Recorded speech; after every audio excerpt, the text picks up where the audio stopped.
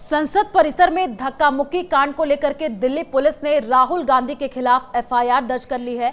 Delhi police ने बताया कि बीजेपी की शिकायत के आधार पर यह कार्रवाई की गई है। नमस्कार, मैं हूं आपके साथ आयुषी गुप्ता और इस पूरे मामले को लेकर के आपको बताएंगे कि ये धक्का कांड शुरू कैसे हुआ। ऐसे में अब समझना जरूरी हो जाता है कि इस धक्का कांड की शुरुआत कैसे हुई। दरअसल अंबेडकर पर गृह मंत्री अमित शाह के बयान में कांग्रेस पार्टी संसद में प्रोटेस्ट कर रही थी। ठीक इसी समय बीजेपी भी कांग्रेस के खिलाफ प्रदर्शन कर रही थी और इस तरह बीजेपी और कांग्रेस के सांसद एक दूसरे के ठीक सामने थे। दोनों ओर से नारेबाजी होने लगी। यह घटनाक्रम लगभग 20 मिनट तक चला। कांग्रेस का आरोप है कि बीजेपी सांसदों ने उन्हें रोकने की कोशिश की और उनसे धक्का मुक्की की। बीजेपी का भी ठीक यही कहना है।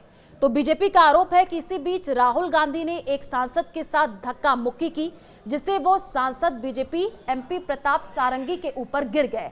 इस धक्का मुक्की में सारंगी और बीजेपी के एक और सांसद मुकेश राजपूत घायल हो गए और इस पूरे घटनाक्रम पर प्रताप सारंगी ने कहा कि मैं सीढ़ियों पर खड़ा था, राहुल गांधी ने एक सांसद को धक्का दिया और वो सांसद मेरे ऊपर गिर गए, जिससे मैं गिरा और चोटिल हो गया। मुकेश राजपूत और प्रताप सारंगी का अस्पताल में इलाज जारी है, जहां मुकेश राजपूत की हालत गंभीर बताई जा रही है, जिनसे मिलने के लिए शिवराज सिंह चौहान समेत कई केंद्रीय मंत्री भी पहुंचे। बीजेपी का आरोप है कि राहुल गांधी ने उन्हें धक्का दिया था। दोनों घायल सांसदों से पीएम मोदी ने फोन पर बातचीत की है और उनका हालचाल भी जाना है। तो राहुल गांधी ने घटना पर क्या कुछ कहा वो आपको बता दें। प्रताप सारंगी के आरोप के बाद राहुल गांधी ने कहा कि कैमरे में सब कैद है, मैं सदन में जाने की कोशिश कर रहा था, बीजेपी के सांसदों ने मुझे धकेला और धमकाया, खड़गे जी को भी धक्का दिया, हमें धक्का मुक्की से कुछ नहीं होता, बीजेपी के सांसद हमें संसद में जाने से रोक रहे थे, ये उनके तरफ से कहा गया।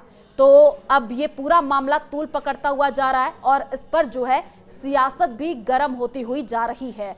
तो अब जो है संसद परिसर में धक्का मुक्की पर कांग्रेस अध्यक्ष मल्लिकार्जुन खड़गे का भी बड़ा बयान सामने आया है। उन्होंने बीजेपी सांसदों पर धक्का देने का आरोप लगाया है।